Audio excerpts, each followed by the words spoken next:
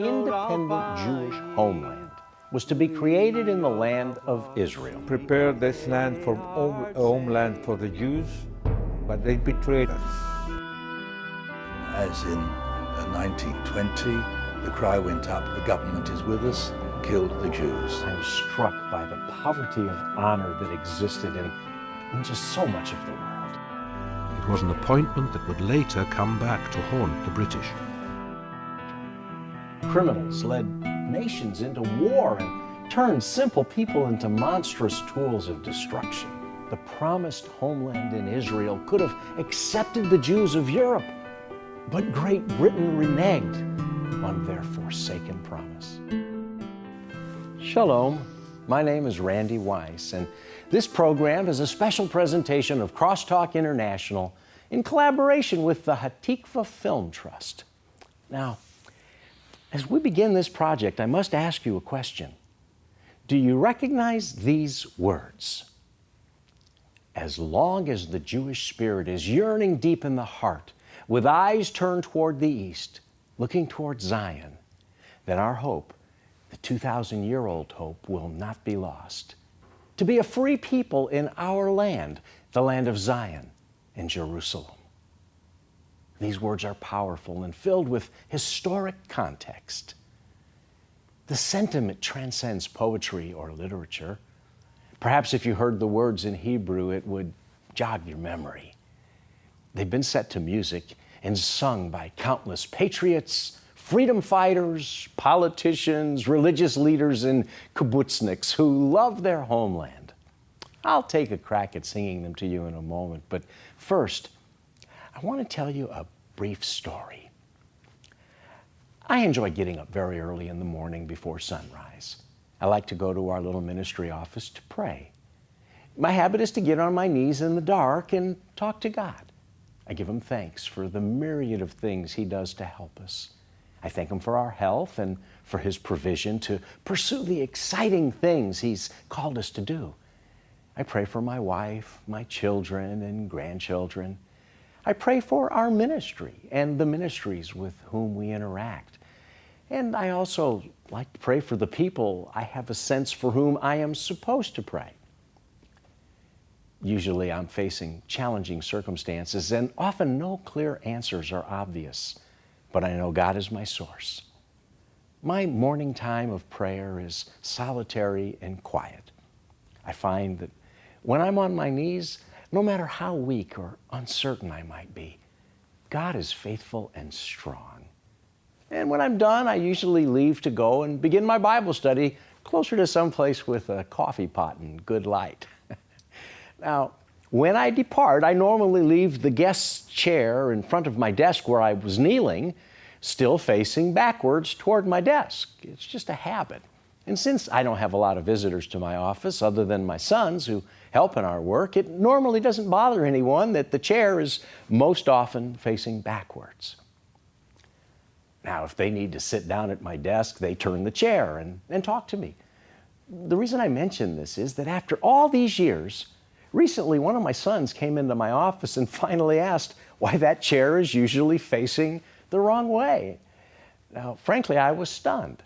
They know it's where I pray in the morning, so it seemed obvious to me. Like Jews of every generation, my custom is to pray facing east. So when I kneel and lay my elbows on the seat of the guest's chair, it's backward to my desk. But I guess I had never explained to my children why this is our custom. The practice of facing east to pray is both ancient and universal to Jews of the diaspora. We turn our hearts and our prayers toward Jerusalem. We face east. Consider the imprecatory Psalm 137 written during the Babylonian captivity. My people had been stripped out of their homeland, robbed of their freedom, and they had seen indescribable destruction. They sat by the rivers of Babylon. They wept as they remembered Zion.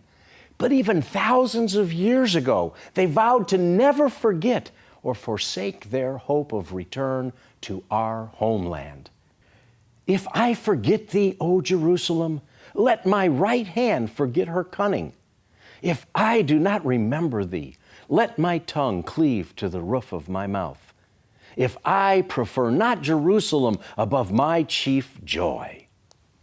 You see, it is a Jewish instinct to remember Jerusalem and to pray toward the site of God's holy temple. In fact, the whole world is looking east. Jerusalem is at the center of everyone's consciousness. Every nation is concerned with what will occur next in Israel. Jerusalem is an important focal point for Judaism, Christianity, and Islam. The heart of our capital pulses with both spirituality and political chaos. No one but God knows what will happen in the Middle East, but we can all know what has already happened with regard to the Holy Land. And we can faithfully investigate the Scriptures to learn how God's eternal promises to the Jewish people have impacted the course of human history. As long as the Jewish spirit is yearning deep in the heart, with eyes turned toward the east, looking toward Zion, then our hope, the 2,000-year-old hope, will not be lost. To be a free people in our land, the land of Zion and Jerusalem. These words from the song Hatikva are more than 125 years old. They're from the Jewish national anthem, sung by a modern nation that didn't exist when the lyrics were composed. Kol od baleilov pnima, nefesh Yehudi chomia, ulfate mizrach kadima, ein letzion Sophia. Od lo avda tikvatenu, ha-tikva bat shnot alpayim, liot al chafshi be'artzenu, eretz Tzion v'Yerushalayim. Liot am chafshi be'artzenu, Eretz Tzion v'Yerushalayim. The title, Hatikva, means the hope. Even after long years of exile, the undying hope of the Jewish people has been to return. And our generation has seen the promises of God brought to life in an independent Jewish homeland. But it was not without sacrifice, drama, and miracles. I love Israel. God loves Israel, and I'm delighted to announce that I believe He has led us to enter into an agreement with a creative group of producers who also love Israel. Together, we are totally dedicated to the truth of Scripture, the love of Israel, and the wonder of history as it reveals God's glorious plan for the Jewish nation. Crosstalk International has engaged with the Hatikva Film Trust to share this hope and God's promises through a series of powerful documentary films that will open your eyes and your heart to God's view of Israel. God's promises are eternal and unchanging, but such is not the case for the promises of people and governments. And so goes the story of Israel and the promises made a century ago during the so-called war to end all wars. You may not realize that near the end of World War I, things were going badly for England. By 1916, German submarines had gained control of the sea lanes. England was unable to get nitrate to produce gunpowder from South America. Critical shipments were regularly blocked, and the war was sure to be lost as a result. Did you know that a Jewish man came to the rescue of the free world? That one man was the reason Germany lost the war. His name was Chaim Weizmann. He changed the course of history by inventing a new method for England to produce the chemicals that were required for the production of gunpowder. The British government was so grateful for his brilliant invention that Prime Minister Lloyd George told him to name his reward. Chaim Weizmann asked for one thing. He did not desire wealth or fame as his prize. Weizmann wanted Britain to grant a national homeland for the Jewish people. And so on November the 2nd, 1917, the Balfour Declaration was signed, and England promised the current land of Israel to the Jews. Nevertheless, it took more than 30 years and a Second World War before Israel finally became a true Jewish state. Eventually, in 1948, Chaim Weizmann, an old man by then, became modern Israel's first president. But before this could happen, millions of Jews perished who would have otherwise had life and freedom in a Jewish homeland if Britain had honored the promise of the Balfour Declaration. But the story of Israel is much more involved. Please join me and the Hatikva Film Trust as we begin our investigation into the Forsaken Promise.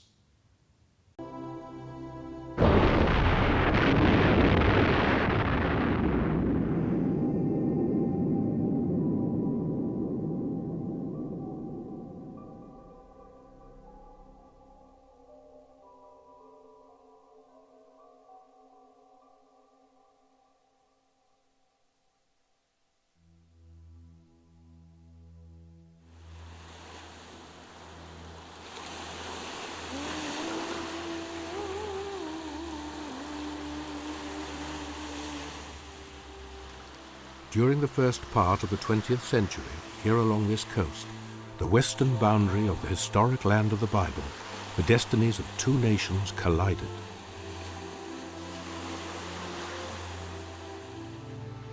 At the turn of the 20th century, this sparsely populated land, then called the province of southern Syria or Palestine, had been ruled by the Turkish Ottoman Empire for 4 centuries. For more than 18 centuries, the people of the Bible had been exiled from their ancient homeland.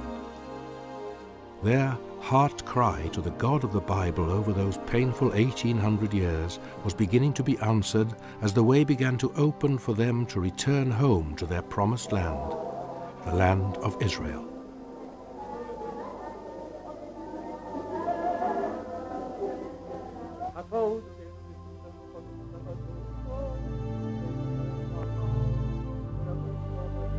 At that time, Great Britain was ruling over almost 1/3 of the world.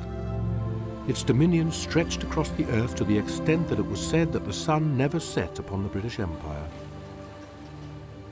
The meeting of the Jewish people and Great Britain was to prove to be the crucial turning point in the destiny of both nations.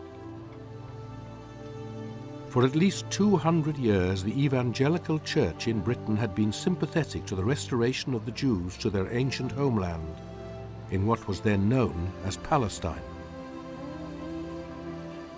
The church had for nearly 2,000 years been very anti-Israel, very much in the school of Oregon and Alexandria, but it was actually when Cromwell came to power that we saw a significant change when the ministers that he appointed the church demanded that they went to Holland to study Hebrew so they could translate the Bible. On their return, they not only said that they had a new understanding of Scripture, they said that Israel had to be re-established in that land and that the Jews needed to be allowed to return to Britain.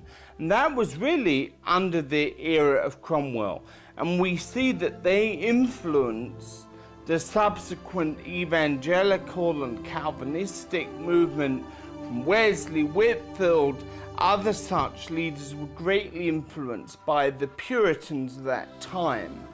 And whenever we see a new evangelical movement or a new concentration on holiness, we see a new understanding of Israel as well.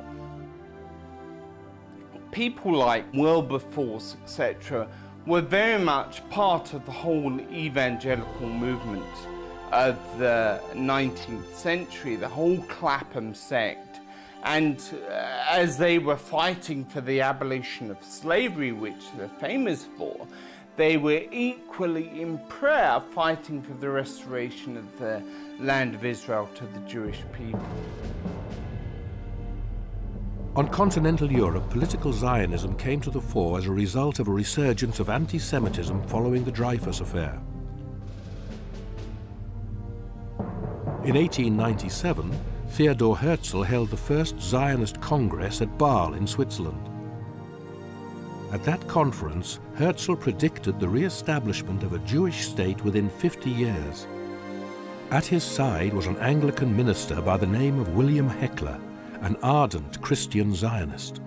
There were several people around Herzl who were very, very influential, not least that small school of Anglicans in Europe. They had a profound influence on Herzl, and in fact many would say that they were ones who first taught Herzl, even as a secular Jew, the significance of Israel to the Jewish people. William Heckler, chaplain to the British Embassy in Vienna, had access to many influential people, including Queen Victoria and Kaiser Wilhelm II, Emperor of Germany. And Heckler introduced Herzl to them both. There were a host of non-Jewish, well-known people in the latter half of the 19th century who were strong Zionists and supported the return of the Jews to the Holy Land. There were people like Queen Victoria and General Smuts, King Edward VII, the founder of the Red Cross, Henri Durant, Mark Twain. There were all kinds of people. However, as the 19th century drew to a close, the greatest obstacle to the establishment of a Jewish state in Palestine was the Muslim Sultan of the Ottoman Turkish Empire, Abdul Hamid II.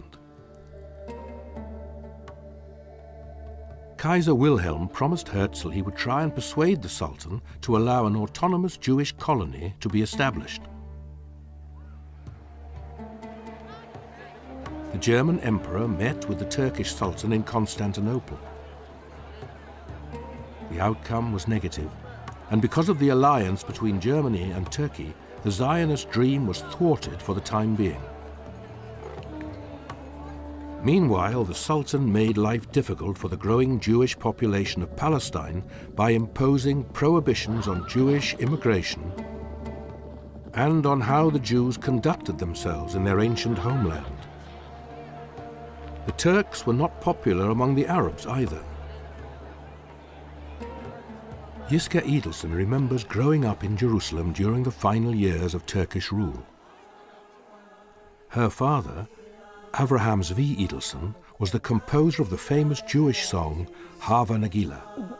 We were neighbors of Eliezer ben Yehuda in Rehov HaChabashim. And every morning when I went to nursery school, I used to go past his home, and I used to see him sitting near the window, compiling new words. Yiska's father was a close associate of Ben Yehuda. One must never forget that he was the one who said, when he was a young man in Russia, that the Jews must have a language of their own, and that was Hebrew, as it was spoken 2,000 years ago. Yep, it is a small world, and the dreams of one man can impact the life of another. Sometimes it takes a generation or more for dreams to be realized. As we just saw, that elderly Israeli woman and her family were friends of Eliezer ben Yehuda. He had an impossible dream. He wanted a Jewish homeland for his people, and he wanted Israelis to speak Hebrew as their national language. Of course, back in 1881, two major problems existed for this dreamer. Israel did not exist as a modern nation, so there was no homeland for the Jews.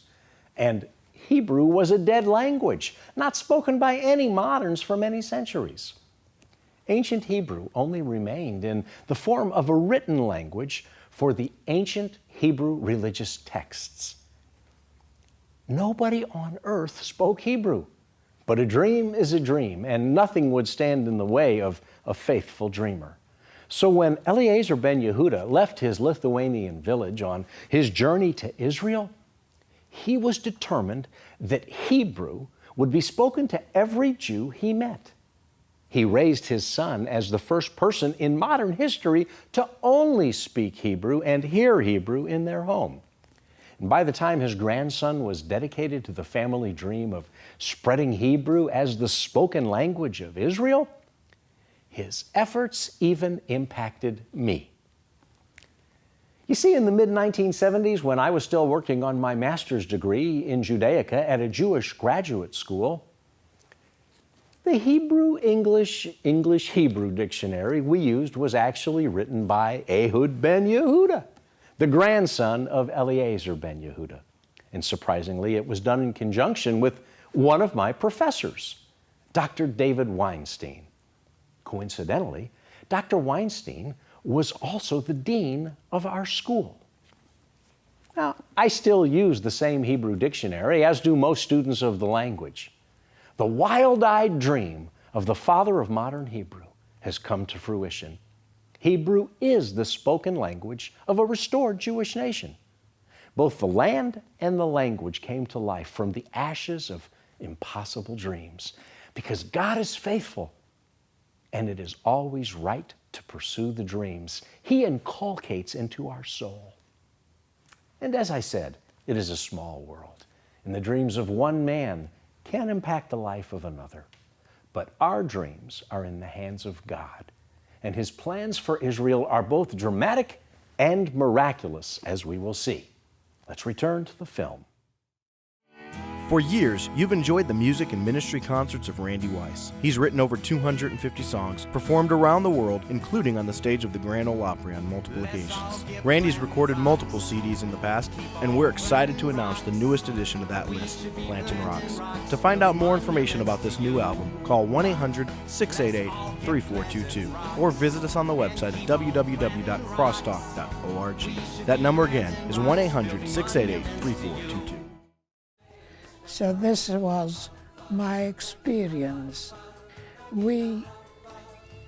I had quite a few Arab friends. We were on good terms. There was no hatred. It was a different life altogether. Not only was life very different for the Arabs and Jews in the Holy Land, but life was also very different in Great Britain, particularly in the political arena. There was only one real form of Christianity which was prevalent in political circles, and that was the form of Christianity which took seriously God's word and took seriously the injunction of the Jewish people to return to the land. In 1917, the Allied armies swept across the Sinai Peninsula into the Negev to oust the Turks from Palestine. On October 31st, the Anzac Light Horse captured Beersheba, which opened the way for the Allies to take Jerusalem. On that very same day, the British Prime Minister David Lloyd George and Foreign Secretary Arthur Balfour were in a cabinet meeting in London to formulate government policy for a Jewish national home in Palestine. The resulting Balfour Declaration was published 2 days later. It was providential. I believe it was God's providence in interaction, His sovereignty, that Balfour and Lloyd George were in those senior positions right at that crucial time. As I researched the subject, I realized the Balfour Declaration was written by only 10 men, the 10 men of the War Cabinet. And as I took a closer look at the lives of these 10 men, I realized that 7 out of the 10 were from evangelical Christian backgrounds. And these men tended to be quite Zionistic. Yeah, it isn't amazing that Lloyd George and Balfour come in right at the very time when our troops were moving across the Sinai, spearheaded by the Anzac horsemen, men on the field that could actually do what was needed. So you had these two incredible things happening together at the same time. If you had one without the other, well, it could have been a different ball game. But both those things came together. You had Weizmann already being known amongst the British establishment. So the third component coming in. So there are three things just fitting in together beautifully at the same time. Another year, earlier or later, you might have only had one or two of those components, and it wouldn't have worked. So, you know, I think it was a miracle. Honestly, I think it was a miracle that it happened, that God brought those things together. But I think it was at the tail end of that evangelical interest in the restoration of Israel. Evangelicals play an important role within God's plan for Israel. This is true today, and it was a fundamental reality throughout the formative years of establishing a Jewish national homeland. My hope is that our audiences will be equipped to continue that evangelical tradition of being a blessing to my people. As faithful Christians learn to love Israel and respond to the Jewish people in ways that honor Jesus, I believe my people will take the claims of our faith more seriously. What do you think? Has the church been responsive to the needs of Israel? Have Christians always provided a quality Christian witness to the Jewish people? Or have we often permitted errors to negatively affect how we communicate our faith and reach the Jewish people?